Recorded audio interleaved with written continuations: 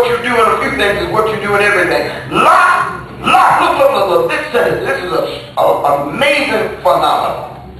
This senator convinced a presidential candidate, Ronald Reagan, to go to Philadelphia, Mississippi, open his campaign.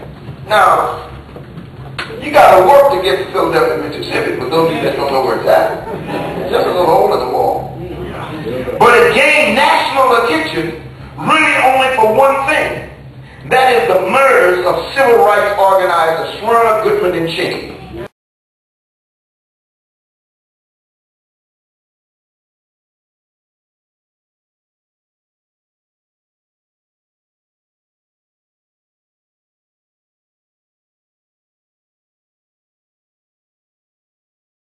During the Freedom Summer in 1964. So by going there to open your campaign, you're making a statement. Hello, somebody. Consider the media. There were, of course, no African-American regulars on Seinfeld. I don't even know why we watched that foolishness. None. Even though it was situated in New York City. How can you be in New York City? Now you got some black and brown folks on your TV. I don't understand that. Look, TV is no longer a completely white ghetto. Oprah remains a remarkable phenomenon. So they keep lifting her up. And, well, look, we got one. Come on, somebody. But look at the talk show host from the news hour to midnight. There's not an African American or Latino among them. The channels have proliferated, and so have the white faces, and increasingly the conservative projects. But I want you to hear this.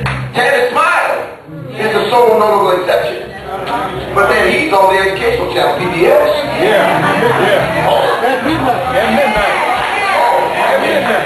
See, the enemy has a strategy. The enemy has a strategy of programming you to see yourself as less than.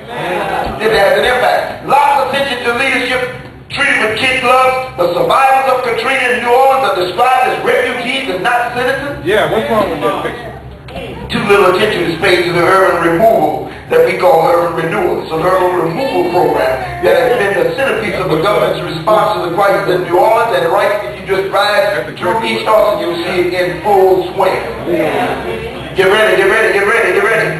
The use of the word nigger has become too culturally acceptable. Yeah, you hear that? Yeah. Some of this comes from black culture, yes. And the informal use of the word in the teasing mode, yes.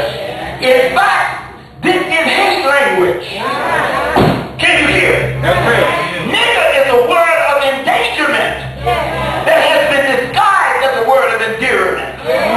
The brothers say, well, no, man, when we say nigga, you know that's with the G-A on it. We're not saying the same thing. No, yes, you are. You're just dumb. Because you're ignorant, you don't know. Whenever I say it, I don't mean anything good.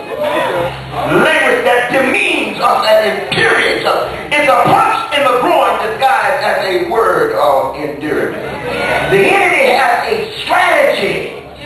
The First Amendment assures robust public debate and to prohibit the government from making laws to squelch political speech.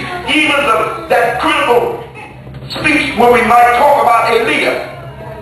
You don't get put in jail for saying that Bush was a C student. Minors.